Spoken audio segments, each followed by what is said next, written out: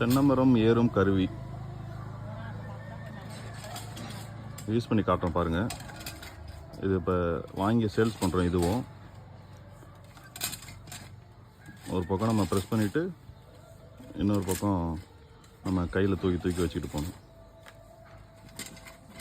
இது ரொம்ப ஈஸியாக இருக்கும். இது மட்டும் வேணாலும் வாங்கிக்கலாம். இது கூட சேஃப்டி பெல்ட்டு தேவைனாலும் சேஃப்டி பெல்ட்டு தனியாக வாங்கிக்கலாம். சேஃப்டி பெல்ட் இல்லாமல் இது மட்டும்னா 3500 வரும். கருவி மட்டும்னா. சேஃப்டி பெல்ட் வேணும்னா எக்ஸ்ட்ரா 700 வரும்.